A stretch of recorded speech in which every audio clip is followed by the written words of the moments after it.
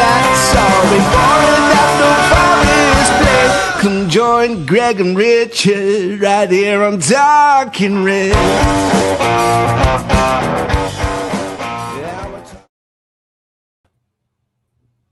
Hello and welcome to Talking Reds, a Nottingham Forest podcast hosted by myself, Greg Oram, and my podcast partner in Oklahoma, USA, Richard Spray.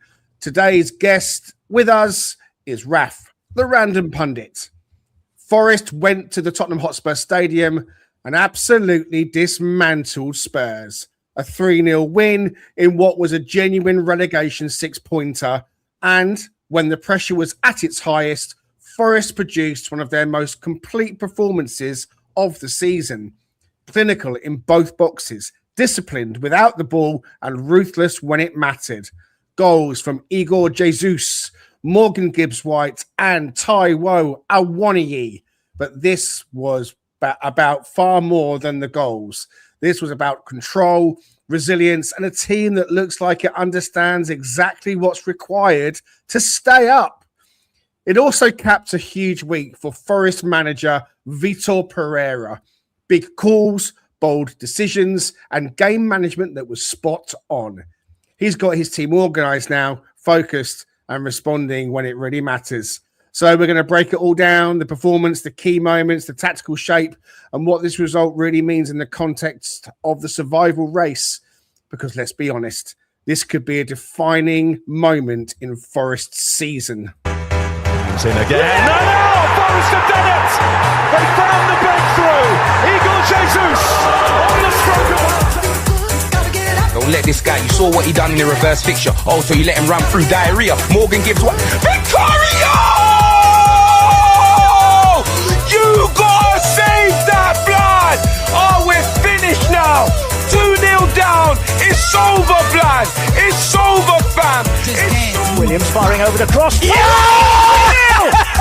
Taiwo Awoniyi! Ball back post, great cross from Nico Williams. Sels delivering 3-0 Forest with 3 minutes to go.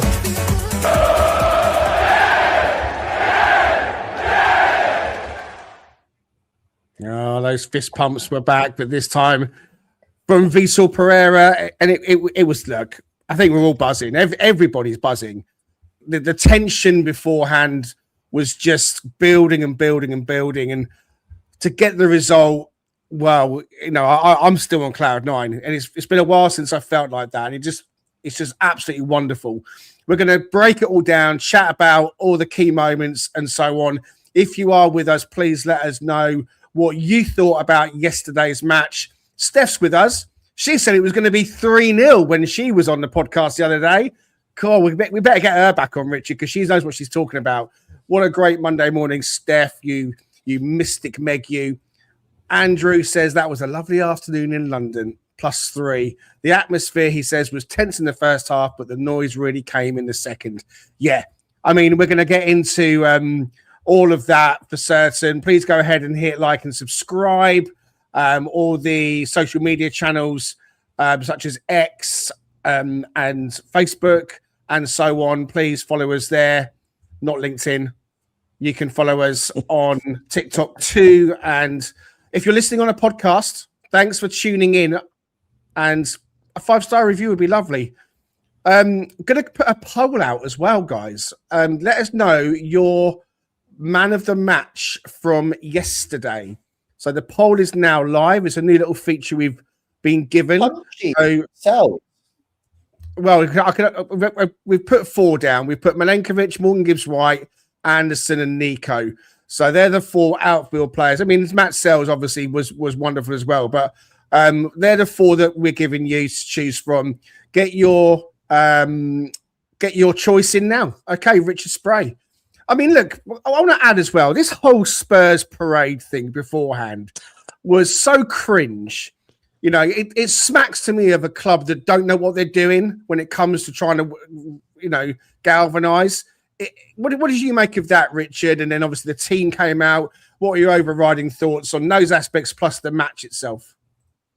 Yeah, there's a fine line sometimes between, trying to buoy up your guys and your team and your fan base and do all of that, and then overdoing it, and that felt like it was overdoing it. So I mean, they made it seem like they'd won an FA Cup final. They made it seem like they'd won the Champions League. I mean, it was just absolutely a bit too much. So unfortunately, I think it maybe turned the dial up a bit more on the pressure on them. I mean, I think the pressure, as we ascertained prior to, was probably more on them anyway, just because they're not. I mean, they were there a little bit last season as well, but that's historically not where they're used to being. Whereas we know the first 2 seasons in the Premier League, we're sort of battle tested when it comes to relegation fights. So, that felt a little bit counterintuitive. Just go about business as usual, do what most managers do, treat it like just another match that you have to, get a result in. But instead they decided to go a little over the top. But that's, it is what it is at this stage. But yeah, in terms of the match, I mean, going into it, I don't know if I felt like super nervous. I just recognized that, this isn't the be all and end all, but it did feel that season defining just based off of who we were playing and where we're both at and all of that, all of the pieces that we recognized in the preview episode. But I had the benefit of being busy and having life things to do and not being able to watch it. So whenever that happens and then it turns out the way you want it to, it just completely eliminates all the stress and the anxiety and just lets you just sort of bathe in joy, right? And so that's what I got to do, and it was excellent. I mean, we did the thing that we did best. I thought were the 2 things that we did best last season. That is play defensively solid, be a basically a brick wall to any sort of effective play within that final third and in that box, which is manage their set pieces, which they know. I think they're 3rd in the league at scoring from set pieces. Oh, is it 2nd? Yeah, just behind Arsenal, right? Coupled with the fact that we then showed clinical finishing. I mean, we played above our XG in this particular match, which is something that was a calling card of last season's approach. And that, again, that was mostly due to the conversion rate of Chris Wood primarily, right? But now we're seeing Morgan. I mean, he's vastly approaching, or he's quickly approaching that double-digit goal mark, which, I mean, I thought Raf and I had always said that's the level you need to be at for the 10. The amazing part is that it now came at the sacrifice of more assists, but that's fine. The goal contribution from him, the way that he has operated as a leader within the last few weeks, and really tried to strengthen the boys and get them focused, along with Vitor Pereira is amazing. And it all kind of came to a culminating, point in this match. And what was great is that you finally saw a bit of the stars align, because we just had so many opportunities where, other teams were not gaining points around us, and we couldn't capitalize on that. We couldn't show up for the occasion, or at least we were snake bitten to a degree where we couldn't finish when the opportunities and the chances came. So all of that stuff came to pass in this match, and it was absolutely brilliant. And then the fan base was just incredible. I mean, just absolutely raucous, which was I think a huge way to lift them up, especially in such a huge stadium, and to be palpably heard, tangibly heard, was incredible. So what a just a great weekend in general. Just a quick word on this poll. It's type 1 for Milenkovic, type 2 for Morgan, type 3 for Anderson, type 4 for Nico. I think you just put the number. Don't put anything else. I think the AI will pick up just the number. So 1 for Milenkovic, 2 for Morgan Gibbs-White, 3 for Elliot Anderson, 4 for Nico Williams. Thank you very much, Mark. £2 in the pot. We appreciate it. A brilliant week, he says. Forest life is wonderful. Good day to Scotty from Down Under. He said the feel good factor is back. We've got to back it up later on. We certainly do. Raf, Forest got off quite well, I thought, with the first 10 minutes, but then had to weather a 30-minute spell of Spurs pressure. It looked like all the second balls were dropping to white shirts. How impressed were you with the defensive shape and focus in that period? Anything you want to add on the Spurs parade? It was like a cup final for them, wasn't it? Yeah, do you know what? I was really surprised. Well, I think the organisation was there, and it was going to be a protest, and then they flipped it last minute. And then if you've seen the Romero captain video that's come out, it is actually hysterical.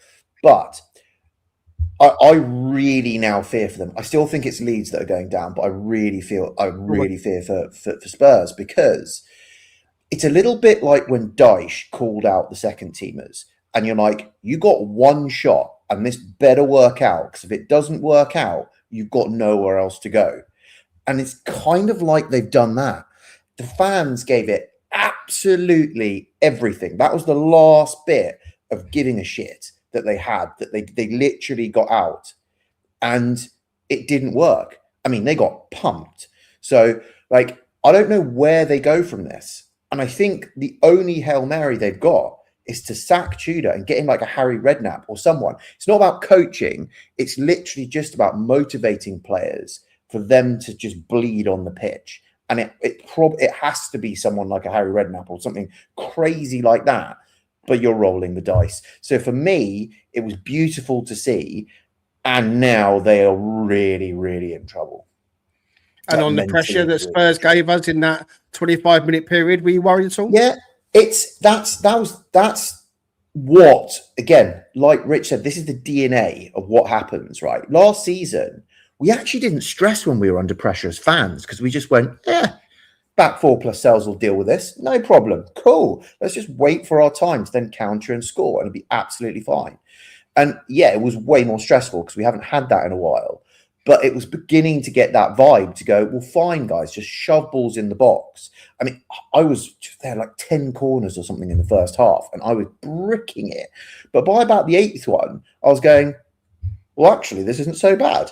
And I haven't had that feeling in a really long time for corners. So I think this shows it's also about the back line. It's not, and I'll come on to dispelling this fallacy about not scoring goals as well. This is a lot of media spin and social media spin on it. But I think it's both ends of the pitch. And that was really pleasing, the fact that we went through that period. We soaked it up and we sucker punched them. Like I said to everyone on the chat, wouldn't it be great if we sucker punched them right now just before half time? And that's what happened. Yep. And Rich, that Forest strike did come just before half time. We had Nico Williams on corners, which was something that I think we tried it earlier in the season and it was good. And one or two of us said, well, let's just have Nico on corners now. And that just didn't pick up. But they've clearly been given a lot of thought to set piece defending as well as set piece taking, corners as well. Because as Raf said, I felt very comfortable that we were dealing with those set piece corners from them really well. It felt like the way we dealt with them last year, it was, nothing to really worry about too much. Nico steps up, delivers a lovely corner that we nearly score from, and then the second one is even better. How important, Richard Spray, was the timing of that goal from Igor Jesus to shift the game state and the mentality of both teams? Oh, I mean, I think you alluded to it. They dominated us for almost 30 minutes, it felt like. I mean, there was no real advancement up the pitch. It just felt it was a lot of clearing the ball out. And as you said, we kind of went into sort of ultra low block defensive mode and just try to withstand the pressure and absorb that and try to do something with it. But even when there felt like there was at least an inch to be able to try to get some sort of transition or counter going, it didn't manifest. And so it just felt like it didn't feel like overwhelming in the sense that something was going to happen. I mean, they weren't being very effective in doing anything with it. It was pretty purposeless sort of possession. I mean, they were getting into our final third, but really not finding any way through. I mean, Tao looked pretty crafty, but he wasn't really doing much with it. So it didn't feel like there was this moment where we were going to kind of have a mental lapse and then we get broken down and then they go up. But to do that when we did, because we hadn't gotten a corner, to your point, those two corners, we hadn't gotten one. And I think for the entire match, first one, we were able to generate a second one and then get, and Nico's balls, the delivery for the entirety of that match was just excellent. Even some of his crosses, right? I mean, he was really stressing them on some of those balls into the box. And so to see that kind of, and to see a patient sort of striker-esque sort of move by Jesus to wait, to just keep his eyes focused on that ball coming through and just find that little bit of space made a huge difference. And he put it away. And so it just deflated them. It took everything out of their what they were striving to do to try to create something, because they really were applying the pressure, but it just never really materialized. And so I think that was such a tide shift for us. It really swung the pendulum away from them. What Tudor did in the second in substitutions was pretty ineffective. Clearly, he clearly didn't really get them. I mean, there was just multiple times he didn't get them ready and prepped and primed for that second half either when he made those changes, because interestingly enough, through the match, you heard Graham Lasso, like on our broadcast, talk frequently about he's screaming things out and these guys are ignoring him. So it was like he's completely and utterly lost the room, and it was so evident on the pitch because they were just doing what they wanted to do, and at no point sort of turned to him for any sort of guidance or direction. So it definitely felt like we were the ones came into that match with all the advantage, especially from a leadership standpoint, from a managerial standpoint, and Vitor pulling on the right levers as he's been doing. And yeah, I definitely felt like it just took the wind out of their sails completely. I was pleased with the way we started the match in the first 10 minutes, as I said, but then when they did sort of ramp the pressure up, they swarmed around Anderson. I mean, Anderson was absolutely fantastic yesterday. I'll put this up. I'm sure you've all seen it, but this is the whole match. I mean, Elliot Anderson for Nottingham Forest versus Spurs, most touches, 77, most passes into the final third, most duels won, most possessions won, most tackles, most chances created. He is, we know how good he is. Yeah, this is no surprise. But, for 20, 25 minutes, he didn't have it his whole way because they were swarming around him. They were really kind of almost like not doubling up, tripling up on him, but he was still battling in there. And Sangare was battling as well.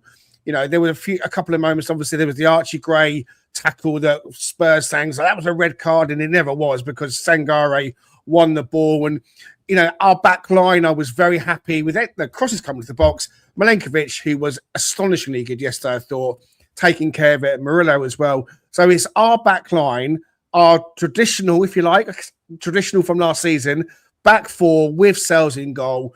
If they are now back to what they were doing last season, then it really, really bodes well for the last 7 games. We score the goal, Raf, and Spurs still want to try and have a say before we go into half time. And Matt Sels pulls out a wonderful save from Tell. How important is it now, Raf, that we have 2 absolute quality goalkeepers fighting for the shirt? Yeah, this is what I was saying. I was trying to remember the last time that you're so split in decision as to say who should go in goal, and not because it's the least worst of the options that we've got. It's actually because you really desperately want that goalkeeper to go in goal for what they give you. And it genuinely, is that like Navas Hendo, like kind of potentially back when maybe Henderson was injured, wasn't he? So that's so it wasn't even an option. Like there wasn't. Yeah, it was just kind of one and one. So it's a really long time since we've had parity of 2 genuine number 1 keepers. And for everyone, that is going, well, Sels, is he, we'll bring in someone better next season or whatever it is. We would not have won that game if it wasn't for Sels. He had 3 really key saves, like fingertip saves that he put, 2 fingertips and 1 really diving, of which he pulled off. Otherwise, that's 3 goals. And that's his shot-stopping ability right there. So we laud all the goals going in at one end. Again, everyone says it's a novelty. It's not, and I will dispel that in a minute. But it's the other end as well. It's the clean sheets. And we've talked about the 4, but Sels is a part of that. Now, Ortega gives you more of that ball playing that we've got as well, but you cannot get away from how important Matt Sels is at keeping those clean sheets where you've got top shots coming in on the goal and he can somehow get fingertips and push it onto a bar or something like that. It's just amazing to see. Yeah, he came up with the goods for us last season, and some people have said he's had an up and down season. I think only because of the injuries. I can't remember this season him making glaring errors. I mean, we as a team and as a club have just been a little bit, not ourselves. And maybe there's elements of that with Matt Sels as well. But his shot-stopping ability is not in question. When we get to half-time, 1-0 up, it felt like a real important thing to do, Richard. And you touched on the substitutions. Now, I thought Van der Ven at left-back was an interesting choice for Spurs. He plays there for the Dutch national team. He can't get in at centre-back. My own personal opinion is I think Mickey Van der Ven is overrated as a player. I'm not saying he's a bad player. he is a good player. He's clearly a good player. He's clearly got good attributes, but he's being lauded as this amazing centre back. And for me, I just don't see it. I think he's Mickey Van der slide late and try and kick the ball away type. But a left back, it looked like he wasn't a bad option because Amari Hutchinson was kind of in the early phases of play up against him a little bit, and Van der Ven kind of bullied him a little bit. And I thought, are we going to have much joy down that flank? So when they took him off at half time and kept Danso on, I thought that to me was a big moment. Igor Jesus seems to be getting his substitutions in his games. He's been in charge a bit muddled. That's been the feedback I've got from a lot of Spurs friends. And I felt he did it as much the same yesterday. How much of that, what do you think was it maybe a factor for the Forest players? Because, you know, the second half unfolded as it did. I mean, what did you notice about Forest shape out of possession in the early part of that second half before we scored our goal? I mean, before we scored the goal, yeah, it felt like we were keeping everything very compact. We were playing in a lower block. I felt like in the second half, it almost felt like we got a little bit more freedom. We got a little bit more opportunity to, I think, utilize Hutchinson and allow him to cut in a little bit more as well. I mean, there was Van de Ven, I think, what is really effective about him, which was weird that he felt like he needed to pull him to strive, get more offensive, I guess, for lack of a better word, because he brought Udogie in, right? And he came in to try to play more of a wingback role, it looked like. I mean, Van de Ven he's got 4 goals and assists. He plays an advanced role. I mean, kind of a la Huijsen, you know, for Bournemouth last season. He kind of can do things very similarly. And he's like one of, if not the fastest player in the Premier League, I think, at least in the top 3. And so you didn't feel like that was, you know, you were losing some sort of, or you were gaining some sort of attribute that maybe you needed in that moment more from Udogie than you get. I mean, you guys can dispel that if you want, but it did feel like we allowed Hutchinson then to have a bit more freedom. It felt like, you know, Sangare was still really deep. He wasn't playing in a more advanced role and being able to kind of do what he does, which is kind of operating sort of as a pseudo 6/8. He wasn't doing that anymore, but it did feel like it opened things up a little bit on that front line. And it gave us a chance to be a little bit more brave going up the pitch. And as you said, exploiting the wide areas, which, you know, as we saw with Callum, you know, with the second goal, I'm sure you'll get onto that in a second. It felt like that gave them a little bit more license to try to take players on.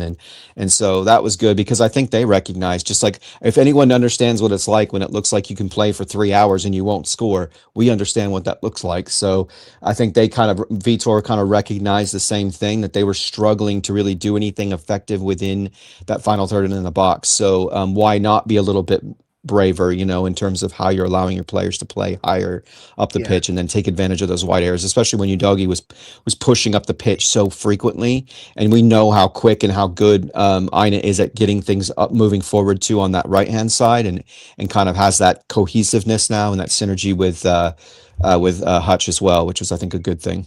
Yeah, I think I thought grew into the game much more. Yeah. First half caused him a few problems. Yeah, it was difficult. It was interesting. Doggy comes on, Spence goes off. He puts Porro back in at right back into a more traditional position for him. So, you know, he's fiddling around. He's tried a back 3 and he played the back 3 in the week against Atletico Madrid, and he chose not to against us. And I thought that was an interesting take. Sangare, for me, I don't think in the last couple of games he's been as good as we've seen him, but he's still been good. But he picks up a yellow card yesterday, which he hasn't been that kind of yellow card happy lately, Raf, but he does pick up a yellow yesterday. Your thoughts on Sangare and how we managed to see the game out without picking up a second? Because I must admit, I thought he was going to get hooked. It's a really interesting one because I was bricking it. As soon as he got a yellow and we saw the battle that was happening in midfield, I was like, honestly, we've just got to get him off. We can't afford to go down to 10 players and actually just get Dominguez on. And I was actually so impressed with him when he was on a yellow card because he wasn't shirking tackles. He wasn't not covering the yards. He was still getting about and still making those tackles, but on a yellow. And I was really worried about it for the first, say, 20 minutes or so. And then I kind of forgot about it, weirdly. And I wasn't really concerned about it that much. It was more about legs. Now, actually, Sels was saying, right, let's bin Callum off the pitch, get Dominguez on, get 3 into midfield and start controlling it, then get Sangare off for Yates and Ndoye on for Hutch, and then we go more direct and then keep the control and break it down in midfield. So my brain had not gone emergency sub anymore with him because he'd learned to manage it. And that takes football intelligence as well, when you're on a yellow, to still get yourself around and still be effective on the pitch. Yes, it wasn't his best game, but I actually thought he became slightly tidier on the yellow as well, which is a really interesting dynamic, probably because he had to be so mentally switched on to everything he was doing. But it shows, and he was on for played basically the full match. So that shows the mental strength that he has as well, which is really pleasing to see for such a good player. Yeah, he's been so hugely important for us since he returned from AFCON. Spurs made their changes at half-time. Then they made a couple more. I mean, Xavi Simons came on and tried to get Sangare second yellow card delivered because there was a free kick that he was kind of involved in. But as Michael Oliver points out, they're kind of a bit more of a coming together. Nothing too sinister in it. We got the early goal, not the early goal, I beg your pardon. We got the first goal. It wasn't that early. It was good timing, but it wasn't early. It was a great header from Igor Jesus, his third goal in the Premier League, and he seems to step up. When he steps up, it almost feels like he's at the perfect time. He got that header against Wolves, and he got the goal away at Brentford. Let's just hope he can still push on a bit more with Chris Wood coming back now as well. Hopefully, the goals will come. And I know, Raf, you want to make a comment about that in a moment, but before we get to that, we did make it 2-0. Morgan Gibbs-White finding pockets of space, linking up with Callum Hudson-Odoi, who finally decides that he's going to take his player on, and he skins Pedro Porro, gets to the byline. I mean, Romero had gone walkabout completely and had left this gap. People trying to cover him, finds Morgan Gibbs-White, ball goes in the back of the net just about. Give us your thoughts on that. I mean, was that a captain's performance, Richard, again, from Morgan Gibbs-White? He's really stepping into that leader role, isn't he, more than ever? Yeah, and he's being really judicious about using some of the sort of craftiness that he possesses, right? He's not just doing it for the sake of doing it, to kind of show that sort of flair, to give himself a little bit of the spotlight. I think he's taking a little bit more, I guess, for lack of a better word, humble approach to it, where he's saying, you know what, this is my team. This is what I need to do to try to enable them to be successful. I feel like his attitude and the passion that he's illustrating is very, reminiscent of that first 2 seasons, where he was just that thing that brought everyone together. And in the moments you needed it desperately, he was the one who was like pumping his fist and getting the crowd up for it and all of that. I think he's brought some of that back. And conversely, compared to what Raf was recognizing, maybe a couple months ago, where he just felt he just kind of got into this sort of like tantrum state, and he would just get really annoyed with players when they wouldn't do things, even young players who were just acclimating to the league and getting accustomed to how they play within the team and all the turmoil and everything. He's kind of really soaked that all in or internalized all that and really come out in a different frame of mind. And yeah, it was a little bit concerning because it was such a brilliant football move by Callum to do what he did and to bring it across the box. But to your point, like Romero and Porro were just not great yesterday. Romero, I don't know what he was doing, but he was literally walking, right? And it wasn't like a fast walk. It was like, I'm just sort of here. I don't really care. There was just no urgency to how he defended at any point. And I just couldn't believe it. I know, exactly. It just doesn't make any sense. It's incongruous, to the video. But ultimately, I mean, he had a chance. I think if he had and he's not a slow player. If I want to say he's in the top 5 in terms of speed during the course of a match. And so this guy has the capacity to close down space quickly, and he just never did it. And Morgan's just wide open, just sitting there. Udogi's completely off of him. No one's seeing that this is unfolding. I was a little bit perturbed initially because when I was watching it back live, it was like, I thought he missed it initially. I thought it got saved, and then you just see it hit the back of the net. And he struck it decently well, but he hit it right at Vicario. It wasn't like he was... it wasn't a fantastic finish by any stretch. So he was lucky. 100%. Yeah, 100%. Yeah, so it was a little bit of a luck, but I mean that's the kind of things you need, when you're in the position we're in, and we've been having those fine margins, as you always keep talking about, Greg, where we just haven't been seeing things come off, and we haven't been kind of getting that finishing that we wanted, or getting the rub of the green, luck of the draw, as it were. So it was great to see all that, but yeah, I mean, just the whole build up to it was fantastic, and helped out by a little lack of effort from their defensive center backs. We're going to take a break. Really, very, very quickly, just on that rub of the green, right? These are, Greg, your fine margins. That looping defensive header by Jesus on another day would have looped in underneath the bar. Yeah. But yesterday, it didn't. It pinged off the bar. Morgan Gibbs-White shot, hits the keeper, could bounce out. Nope, squirms under him and goes into the goal. These are the tiny, fine margins. If Spurs get that first goal, if that Jesus defensive header goes in, the crowd are up. It's unmanageable situation. We probably lose that game. I'm just saying, probably just because of the crowd management and the players then stepping up, starting to believe, because they were in the ascendancy in that first half as well. So if they believed, scored, gone in with their tails up, different game. These are the fine margins. We're going to talk more about that when we come back from the break in just a second. Just before I go to that, Morgan Gibbs-White's reaction, Andrew says, to the chants about him staying were fantastic. The fingers in the ears, it kind of was another kind of kick in the swingers for Spurs. They've had Eze go there and score because they tried to get him in the summer, and then the whole Morgan saga we know about, and he's there slotting in the second, and Vicario, who, they kept in goal because they wanted to make sure we could play the game. I'm so glad they did. Holly is in the comments from the Forest Women fan cast. Hey, Holly. She says, happy Monday. What a wonderful day yesterday was. Still drinking it in. That's because the women won as well. I think it was it 1-0 or 2-0? I think they played Ipswich. Yeah, 2-0. They played Ipswich, didn't they? So it was a much needed win for the women. And then the under-21s played in the week, and Chris Wood scored after about 11 minutes. So it's been a good week. 1 second, Ralph. It's been a good week. And so we're very, very happy Forest people at the moment. I've got to go to a break, otherwise we're going to end up just talking. So let's just quickly have some cheese. The Cheese Trader, based on Grape Lane in York, is a cheese lover's paradise.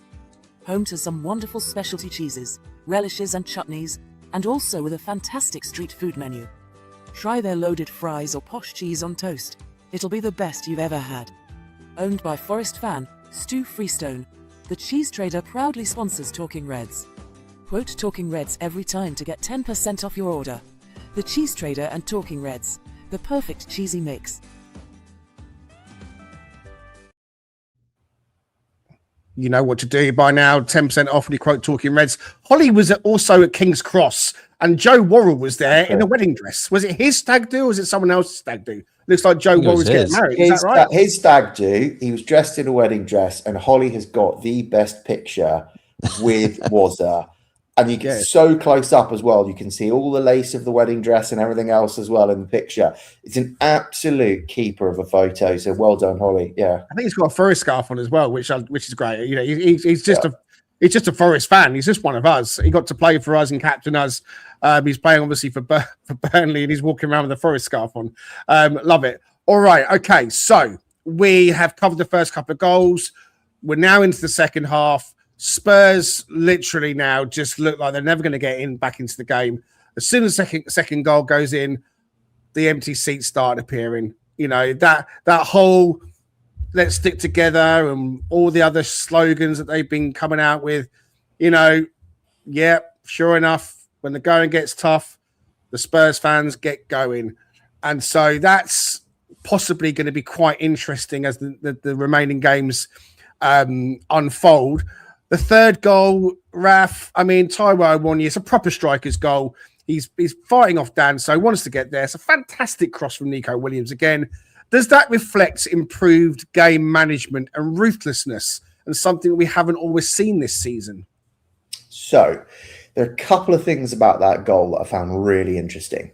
The first is all our goals came from the left-hand side. Right. And if you look at Morgan Gibbs-White's touch pattern in their half, 90% of his touches are on the left wing. So Vitor had ID'd You know, Van de Ven on the first half, he's lightning. Let's not bother going down the right, okay? Let's focus everything tactically and overload their left-hand side. So you could see all the good that was then coming from getting that intricacy that we could do. Remember back in the day when we had like those triangles or rectangles of 3 or 4 players just pinging it around the edge of their box until we found a space. That's starting to come back, and tactically we were using that left-hand side. Nico's cross, unbelievable. Actually, unsavable, because if Taiwo hadn't got it and the defender had got it, the defender would have put it into the net. If they'd all missed it, Dan Doy was at the back stick and would have just tapped it in at the back stick as well. It was unplayable cross, like unplayable. It's absolutely fantastic. But, you know, cometh the end of the season, cometh the man, it's Taiwo. He loves an end of a season, especially if there's a relegation scrap. And of course, it won't come off his foot, came off his shin, don't care. But that's Taiwo. But he gets himself into the 6-yard box. And that's the thing that we have not been the best at doing. But the 2 players that I mentioned, they don't start at the moment. It's Taiwo and Dan Doy. And they were both deep into that 6-yard box for that cross, which is not naturally what Jesus does and what the other players are doing, with Hutch being out wider, Callum being out wider. So it shows the variability and IDing what players are good at for Nico to swing that cross in and play to the strengths of the players that are on the pitch at the time as well. So all round, this is really good. And now using our squad to the strengths that are there, and Vitor, I think, being tactically quite astute. And he's the person I want to move on to next to speak about, because I put out a next tweet to say that I just think this week's he's shown fantastic game management, club management. The way that he has gone about his job has been, you know, first class. Because when you go away to Midtjylland, you 1-0 down, and we all know that we were kind of writing it off, wanting to do well, but writing it off, thinking that we needed to make changes, but not quite sure he'd do that. And then he makes the changes, and it all unfolds the way it did, with everyone stepping up and us going through and winning on the night. We won the game as well. So it's not just like we scraped through. We won the match, and obviously the penalties, we took care of them as well. But because that then meant that he could go into this game, Richard, he could go into the game yesterday, and his game plan had half been successful. The second half was to execute the first team stepping up. We said there's no room now for this talk about fatigue or tiredness, and it didn't even come into my thinking yesterday. I mean, what specifically can you see that he's changed in terms of structure? I mean, how he's using the personnel, that mentality that he's talking about that we're now seeing on the pitch. Well, I think he recognizes, I'm sure, I don't know how much contact he would have had at any point in the past with someone like, you know, Nuno, but obviously both of them had, you know, a lot of time at Wolves. But I just think there's a sort of approach that he has about it, which I think creates connection between him and the players, and that ability to, I think, you know, maybe it's just the easy button to bring this up, but yeah, exactly. I think that's exactly right, Andrew. This is the key element here, is that he's got them believing in themselves. He's got them believing in them as a team and how they function together as an overall holistic unit. And so he's, I think, done a lot of that. He's making a hell of a lot of notes on the sideline as well, which I love. I'd be really interested to read that notebook at some point if that was ever an option in life, just to get a gauge on what he's jotting down. But I think that's the cerebral nature of how he's always finding little moments and little ways to try to potentially gain an edge.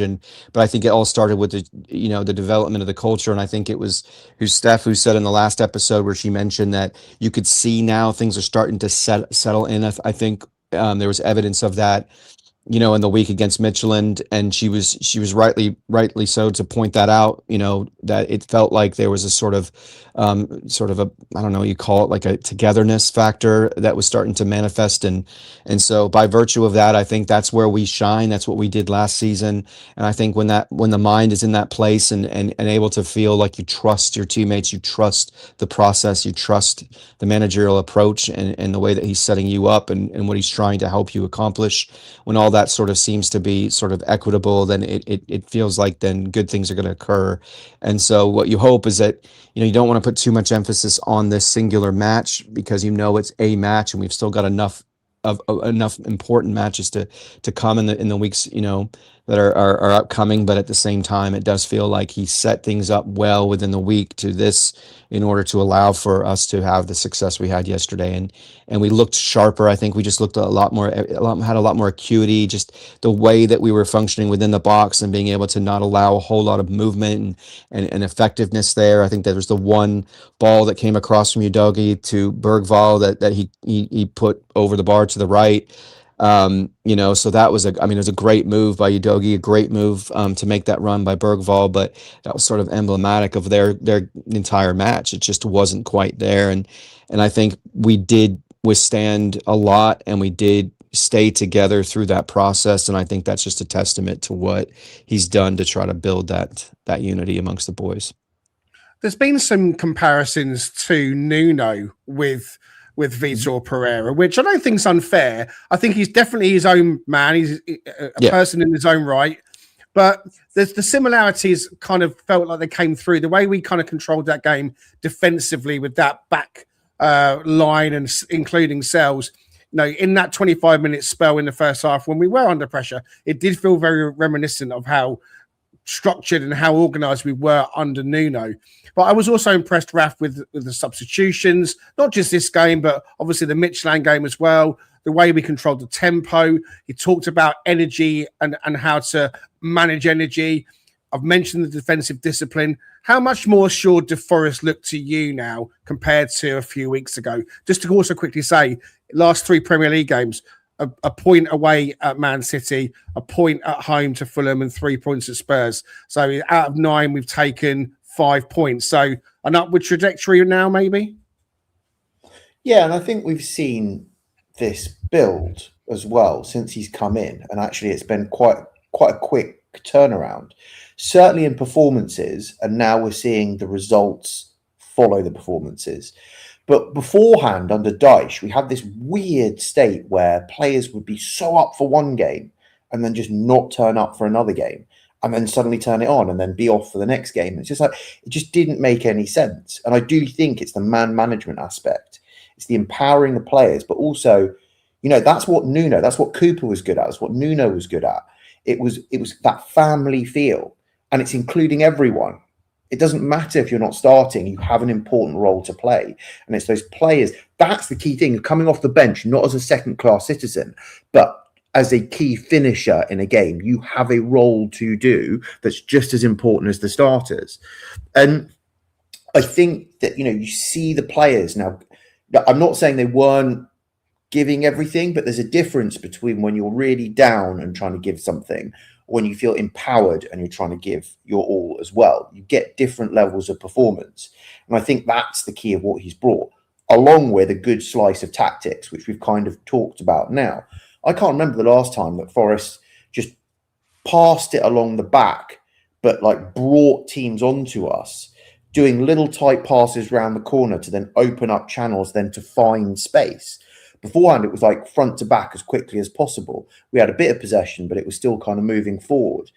This actually seems tactically different from anything we've really done beforehand, as far as the feel to me anyway, of just a little bit like that. So it's good. It's really good. I'm really positive about it. And this is where, just at this juncture, I just want to dispel, like I've been alluding to, this thing about in the press, right, and all over social media, Forest can't score, right, and all of this type of stuff. If you take the last 9 games, right, so Pereira, last 9 games, we've only blanked 3 of those 9 games. And in the 6 games that we've scored, we've got 12 goals in those 6 games. So, yes, we could, and that's the thing. We should be scoring even more than that. But it's not like we can't score. We're still scoring, but we could be even scoring even more because we're making all of those chances, which is great. So it's actually a good thing. And Wood, he was with the team, wasn't in the squad, but he travelled with the team, and he's coming back after the break, which is really, really exciting. It's Leeds that have got the problem. They've blanked their last 4 games. They can't score a goal, right, at all. So I think there's a huge narrative spin that people are buying into that is not fair on us whatsoever. We don't have a goal problem whatsoever. We should be scoring more, but it's not like we're on a drought. I think you're right. I think we've all seen the games ourselves. I mean, the Wolves game is the obvious one, but there's other games as well where we've had chances and haven't put the ball in the back of the net. And it just felt like maybe we were kind of cursed. I felt when we won against Midtjylland, I think I might have even posted it in our group. It felt like we'd broken the seal. It's like we've broken the seal now. Something's changed. That Dominguez looping header and then Yates firing one in. I was like, you know what? Maybe we've broken the seal now. And then we carried it on yesterday. And what I thought was really good was the 3 goals were so fantastic in their own right. The header from the corner to score from a set piece. The Gibbs-White, I mean, it's nice to see him, Callum Hudson-Odoi, take on the defender, take him to the byline and pull it back for Gibbs-White to slot home. And then Taiwo, again, I just thought it was a great goal for him to score. A wonderful striker's goal where Nico, delicious ball, fantastic pick out. You're right, Raf. Dan Ndoye could have been the one that slotted it in if Taiwo hadn't. But 3 fantastic goals on the road. So it's a numbers game, isn't it? It's like a KPI, key performance indicator. The more shots you have, the more chance you've got of scoring goals. So we have been having shots and headers and chances on goal. And now we are maybe getting that rub of the green going our way just a little bit. And one other thing as well that's worth pointing out is that it helped with the goal difference. It was a big weekend for us. West Ham went to Villa and lost. Leeds could only get a point at home, which they'll think is a valuable point in fairness, but they didn't score. And we get the result away at Spurs. So the goal difference has now swung a bit as well. And that could be crucial because it's not over, Forest fans. It's not over by a long shot. We go into this international break now off the back of a great win. And I wonder what you guys in the comments think. Do you think that's a good thing? Or would you rather have a match just around the corner for us to latch onto? Or is it a case that actually Vitor Pereira finally gets some really good, valuable time on the training pitch with the squad? The next game up is Porto, and that's going to be away. What would you do? Would you play the same team that faced Midtjylland? Be interested to get your thoughts in the comments. Don't forget, we've got the man of the match poll running for yesterday. If you want Milenkovic, type 1, Morgan Gibbs-White, type 2, Elliot Anderson, type 3, Nico Williams, type 4. So get your man of the match choice in on the poll, and we'll talk about that in just a little while. Got a little bit more time left, so I want to talk now, Richard, about the remaining games, really. And let's pull up the fixtures that you got kindly put together. I'll put them onto the big screen. We've got Leeds, Forest, Spurs, and West Ham, who all are in with a chance of still slipping through the net. Forest will, of course, be at home to Aston Villa in the next game week in the Premier League. Leeds have got to go away to Man United. Spurs have got to go away to Sunderland. And West Ham are going to be at home to Wolves. Richard, what are your thoughts on your upcoming fixtures and who is going to get relegated with Burnley and Wolves? Yeah, I mean, based off of the current form, I would say Leeds is definitely in jeopardy, but I mean, so they've got a point on us. They've got a few goals on us. Well, 1 goal, right? I think they're negative 11. If I can't see it, unfortunately, at the moment, but yeah, negative 11. So I definitely think there's opportunity for us to continue to push up the table. I mean, Villa's been hot and cold. They obviously beat West Ham. We just need to be able to transition to getting home form, not just the away form, because the home form, has been it's been a bit of a struggle lately. And we kind of ran into a similar patch last season too, where I think we went like 5 consecutive home games towards the end of the season where we couldn't seem to get a win or a result. So that definitely needs to happen. In terms of relegation, I mean, Sunderland's it's a tough place to go to as Newcastle. I think they play in Newcastle, or I think it was at Sunderland, wasn't it? It was at Newcastle. They won it. Was at St. James, yeah. But we know that Sunderland's a similar team to us last season, right? They like to play counter-attacking football. They like to kind of defend and be stout in the middle to final back third, and then really try to transition and hurt you on that break. So that won't be an easy match. I don't think anybody's got an easy run per se in this particular stretch of games across what we're seeing here, but I honestly think with West Ham's difficulty to keep goals out, I think they're in trouble. And I think someone mentioned in the chat, they have a significant goal difference as well to overcome. So when those things when it comes down to something that potentially could give you an edge. I think, that is a problem for them. They've had a struggle. I think they've had one clean sheet under Nuno. And so I'm gonna pick West Ham, to be honest with you. I think Tudor's gonna get the boot during this break. So I think there might be a new manager bounce scenario that might come for Spurs that might help them. Because they definitely have quality on their team. I mean, that's what West Ham doesn't. So I'm going to say that I think it's West Ham that gets relegated with Burnley and Wolves. What about you, Raf? Do you think Cheadle's going to go? I mean, he couldn't do the press after match because a family bereavement had occurred, which is pretty rough for him. I'm very sorry to. It was his father, which is terribly sad news. So, that we don't wish that kind of news on anybody, and our prayers and thoughts go to him. But in terms of the football, Spurs may be making a change. Do you think they'll get a bounce if they do, or is the rot just too deep now? They're relying on players that just aren't up for the fight, perhaps. What do you think about that, Raf? Are West Ham failing to get out of it? Is that a sign that they're never going to get out of it? And I know you touched on it, I think, previously about Leeds. Do you think their potential to slip is a real thing? Okay, cool. All right, yeah. So very quickly on Spurs, I mean, it's horrendous news for Tudor, and I literally reach out. I know so badly about this other stuff. It's just absolutely horrendous, and it's just really unfortunate for Spurs is that this is the human element of things, and actually, does that if they are decent human beings, they will not fire him anytime in the next few days while he is dealing with all of this type of stuff. But they then start losing that whole window to then change the manager, bring in and bed them in as well. So it's just another thing that's happening to Spurs where the universe is actually balancing out over time. And do you know what, Spurs, this is your time to go down and try and bounce back up again.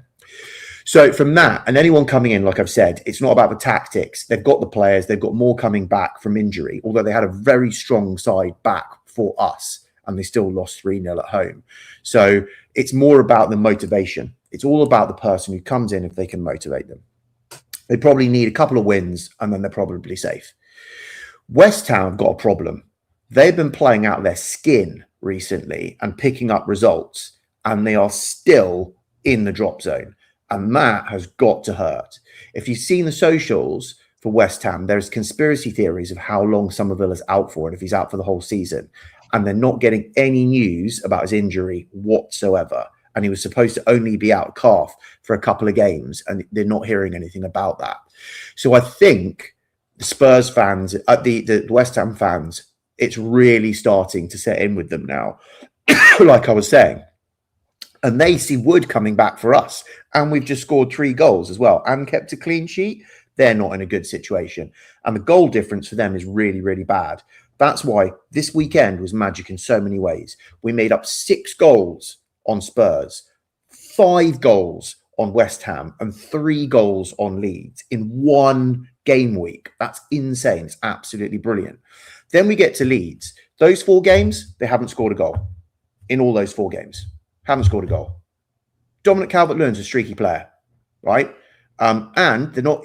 He's going off with the England camp, so he's not going to be training back here as well. And he's going for the full camp. Ando's got a week off because he's first 11. So they don't have to go for an extra week, which is really cool. So we look down there, but it's also what form teams are on that they're playing as well. And if you look at this, they're points that they're going to have to give up. They're game weeks that not everyone can win. So Leeds have got Wolves, Burnley, Spurs, and West Ham. So everyone sees that as they've got an easy run in.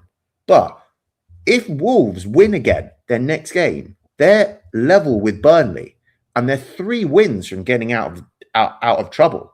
So they're not giving up, and they're playing really well right now. Like, I'd put a cheeky fiver on them not getting relegated, to be honest, with what's going on now, because you get amazing odds. You get amazing odds. For a fiver, you get amazing odds. So then you get down to Burnley, and they're probably out of fight by that stage. But Spurs will be scrapping for their lives. West Ham will be scrapping for their lives. And they can't both get 3 points. So those are going, All of those, they've got to give up points, whereas we're not. We've got Burnley, and that's the one team you'd probably want out of all of those teams at the bottom, because they're probably resigned to going down, and they're not picking up points left, right, and centre. So we've got them. Then Chelsea are way out of form for us as well. Like, they just got spanked 3-0 by Everton. Newcastle are way out of form as well.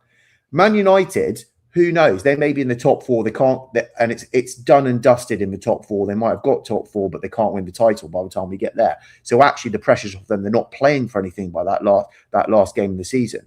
Sunderland, they got up for the derby, but anyone would get up for that derby. But outside of that, they're way off form as well, like way off form.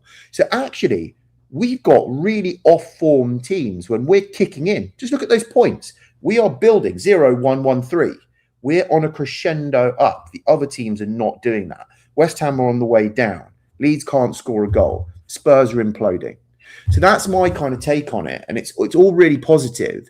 We've got things to look forward to. Wood is coming back. We are on the up. All the rest of them have got serious problems they are trying to fix. Give me one word answer. Which one's going down? Leeds. Okay, thank you. Don't forget the man of the match poll, guys. All right. I've had 54 people watching at the moment. I've had just 7 of you pick a player.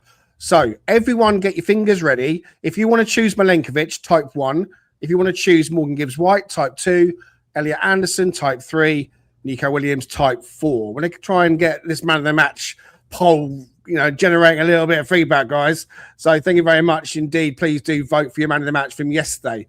All right. My own take on the relegation battle is that it is obviously going to go all the way to the very end. I don't think anyone's going to get relegated before the last game of the season. I think there might be one team that managed to pull out and get themselves effectively clear to make it down to 2. My gut feeling is that it will be between 2 teams on the last day, though. So I think Forest will get themselves out now. I know that you're thinking, Greg, you're such a flip-flopper. You said we were getting relegated. I have that. Hey, you owned it yourself. You didn't have to make us say it. I have that carte blanche. I'm allowed to be very superficial. I'm allowed to be a flip-flopper because that's the host's prerogative. We're not getting relegated. We're not. You can clip that StreamYard. We're not getting relegated because Vitor Pereira is going to make sure we stay up. And I think the club have done a really good thing with bringing Vitor Pereira in. I always thought it was a good idea to sack Sean Dyche. Sangare is a world-class player, right? I've always said that. I said that. But one thing I did say is that we'll finish 17th and win the Europa. I think I'm probably wrong about that. I think we're going to finish 15th and win the Europa instead. So either way, we're bringing some silverware back. It's going to be Spurs that get relegated. It's going to be Spurs. Because you know what? The rot is too deep. West Ham have got the Nuno factor. Whether Somerville's back or not, he's missed 2 games now and they've got 3 weeks to get him back fit. So I don't know about the whole will he or won't he play again, but they've got the Nuno factor and we know what he can do. Forest are not going down. Leeds, I think, have got the points on the board and I think that they're going to have the wherewithal to just about stay up. I think it's Spurs who are going to be the first of the so-called Sky Super 6 to get relegated. All right, that takes us to the very end of today. Thank you very much to all of you in the comments for chipping in with your thoughts. And so we'll stop the poll now because we had one more person decide to vote. No one else wanted to get involved. I'll show you that the Talking Reds chat man of the match for Spurs yesterday was Nico Williams. He got 63% of the vote, and Milenkovic, he got votes at 38%. Nothing for Gibbs-White, nothing for Anderson. And you know what? It could have been that maybe if I'd put Matt Sels up, everyone would have voted for Matt Sels. Maybe it's like, well, I'm not voting because I want Matt Sels. But there we go. All right. We're going to take a bit of a break. Richard and I will be back, actually. We're going to have a one with in a couple of days' time with Rads. A lot of you might have seen Rads and his channel on YouTube. So the one with Rads is coming up. I think that's going to be on Wednesday. And then we're going to do a one with on Sunday. That's with a gentleman called Paul Lindsay, who has been on BBC recently. He's been hiking around and raising money for dementia. He's a season ticket holder at Forest. He's got a lot of really good things to say. So a couple of one-withs coming up, and then we're taking a bit of a break over the international period. I'm off to Polska to see the in-laws. So we'll be back to do a Porto preview as that game approaches. But before we leave this one, Raf, any final thoughts on the match and anything in general you want to say? Yeah, I've just got two things, just because, like Igor Jesus, right? I absolutely love the man, and I love him for a couple of reasons. One, he's unbelievably selfless. Yeah, he doesn't get in the box as much as we want, but what he does, he is absolutely amazing at. He's not had a break in 2.5 years to recharge on an off season, and he is still basically our only fit striker at one stage, playing twice a week. The man's a hero. But what I love about it is how lovable and gentle he is off the pitch in his interviews, and how smiley and bubbly he is just as he's coming off the pitch in the tunnels and everything else as well. But on the pitch, total warrior, like absolute total warrior. I love him. He's going to have a break this summer. And next season, he is going to be banging in the goals for us in the Premier League. And he is fast becoming one of my favourite players. I absolutely love everything that he does for this club. So I think it's just everyone go easy on him. It's not easy what he's come in to do. And he really is performing. The second is just quickly on Nico, right? It's just, you know that I'm a founding member of the Nico fan club. Me and Pete Blackburn, totally and utterly, just the moment he came in, it's absolutely brilliant. It blows my mind. He is 24 years old. He is 24 years old, and he is just getting better and better and better. And when you're picking a team and you go, who's Mr. Dependable? Who's first on the team sheet? Everyone will go Anderson, Anderson, Anderson. It's actually not. For me, it's Nico. Nico is the first person on the team sheet for me, right? Just all round. He's Mr. Super Dependable, even over Ando for me, right? Absolutely. And the crazy thing is, I've said this well before, right? He's 24. He has 53 caps for Wales. Gareth Bale has 111 and retired, and that's the top. So he's just about at halfway, and he's 24 years old. He is going to smash the record for the most caps for Wales. He plays for us. He's 24 years old, and I'm unashamed to say it, and it kind of brings a tear to my eye. He feels like one of our own. He really feels like one of our own. And I really wish we would just the treatment of him, never let him go and have him here for the rest of his career and just become that kind of Stuart Pearce left back legend of him spending pretty much his whole career with us. I love him through and through, and he just is our club, like completely and utterly.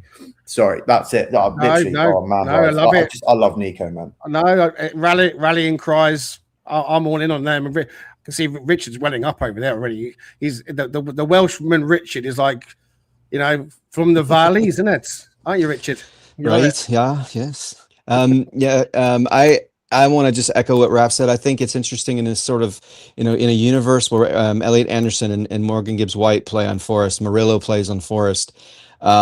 We have to recognize there's quite a few players on our team that other teams would covet right now. I mean, I've got my brother who is a Manchester United fan, you guys know, who just can't shut up about Milenkovic, can't shut up about Murillo, can't shut up about Anderson. And he's just like, he's clamoring for those guys to come to his club. I mean, who would have thought that, in the situation we're in and we're fielding, it just took the right personality like we had with Nuno last season to bring it all together, to coalesce that. And I agree with what Andrew's saying on the screen right now. I think he does love Forest. I mean, he came back because here's the thing, as I was getting to, is that he should win Player of the Season. I mean, let's be honest. As good as Anderson is, as good as Morgan's been this season in terms of his goal scoring record, he should be the Player of the Season, and rightly so, because he contains all of the elements. He's quick. He's great on the ball. He can take free kicks. He can take corners. I mean, he's a good leader by example, right? He's got enough fire in him, and you see it on the pitch, to try to set the tone. And I think, to your point, he may not have this sort of ultra uber fire that you saw from Stuart Pearce, but he's got elements of it. And I think of all these players that the teams are going to come after, including £100 million potentially plus player in Anderson, gold standard, right? Rolls Royce player. There's going to be teams who are going to be asking for Nico, and they're going to be putting some serious money, I think, at throwing that at us to pull him away. And what I hope is we honor that and we do what we did with Morgan, and with the money that we know what we should have to spend, and we retain him. Because to Raf's point, there's just certain personalities and certain core players. I'd hate to see a Morgan go. I'd hate to see Anderson go, Murillo go. That would affect the chemistry and the quality of our team. But when you have a player like that, along with Ola on the other side, in terms of what they bring to the dressing room as well as what they do on the pitch, you have to retain that. You have to honor it. So I hope that's what they do. I mean, they gave him a new contract this season, right?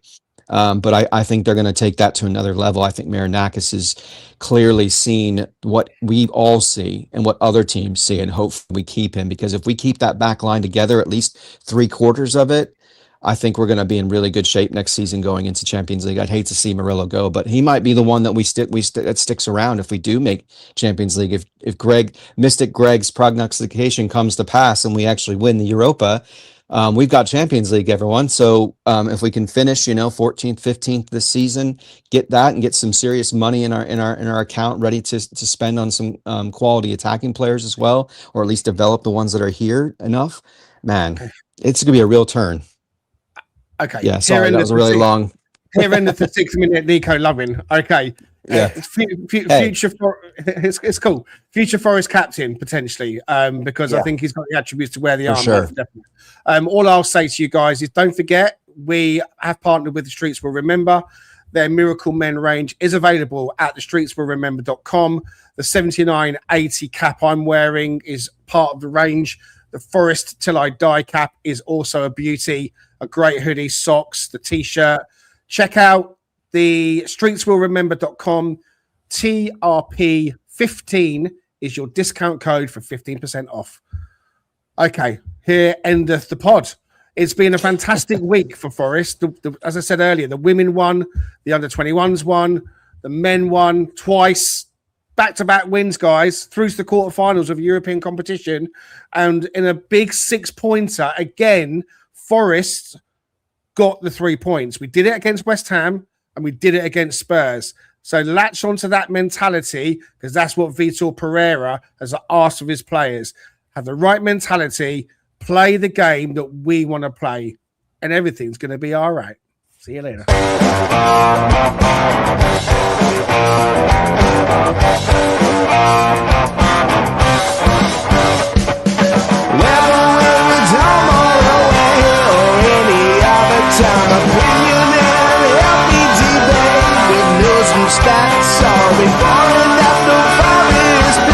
Come join Greg and Richard right here on Talking